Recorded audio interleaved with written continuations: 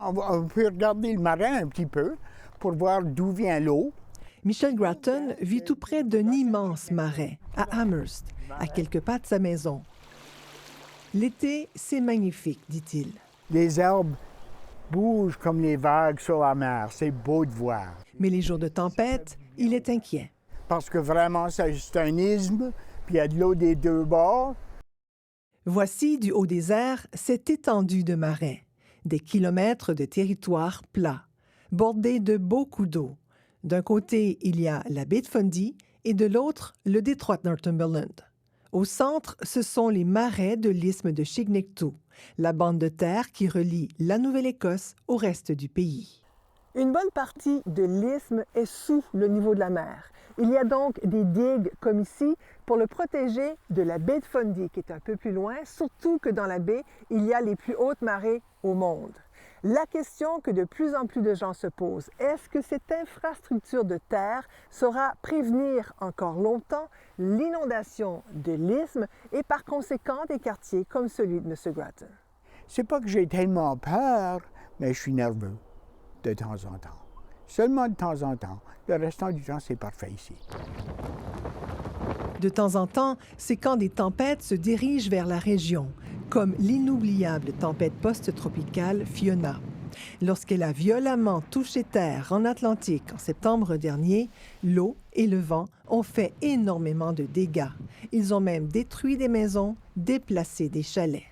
And it is the dikes that are keeping the Bay of Fundy from flooding this area. So what we worry is Le maire de Amherst nous montre tout ce qui pourrait inonder. Il trouve la situation angoissante. we're seeing the storms becoming worse and we're seeing them happening more frequently. Les tempêtes deviennent plus intenses et elles sont plus fréquentes en Atlantique, dit David Cogan. Elles font de plus en plus peur. Et si Fiona avait foncé droit sur l'isthme de Chignecto, est-ce que les digues auraient tenu le coup, se demande-t-il? It would be just unthinkable. It would be a disaster. Ce serait impensable, un désastre, dit-il.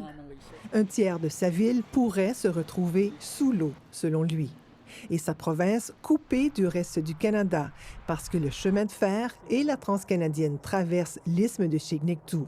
D'ailleurs, de l'eau côtoie déjà une partie du chemin de fer.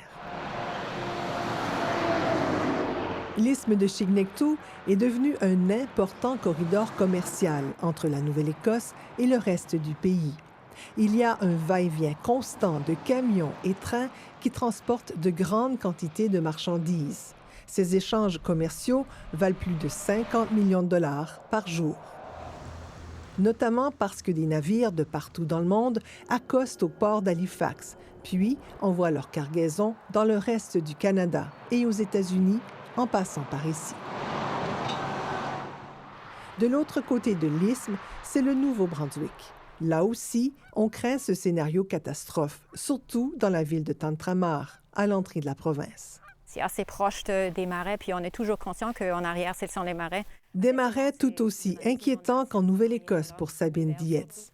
Elle est la directrice générale de Climat Atlantique, un organisme sans but lucratif qui cherche des façons de s'adapter au changement climatique. Il faut vraiment être conscient que le risque est réel. C'est pas quelque chose qui « Ah, ça peut arriver en 2100 ».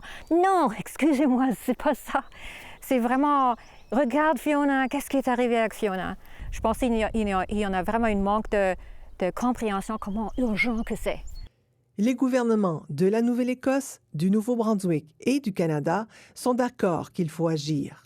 Ils se donnent 10 ans pour élever les digues et faire d'autres travaux de protection. C'est du moins ce qu'a recommandé un rapport l'année dernière. No, it won't.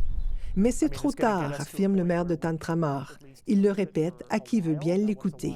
This is a national issue. The economic capacity that would be lost with the flooding of the Il eastman. martèle que c'est un problème national et non pas seulement de la région, et que le temps presse puisqu'il en va du bien-être des communautés et de l'économie. Mais peut-être qu'il n'en sera rien. Peut-être que Michel Gratton pourra continuer de vivre paisiblement près des marais à Amherst. On a mis une pompe neuve l'année passée, puis on a acheté un extra pompe.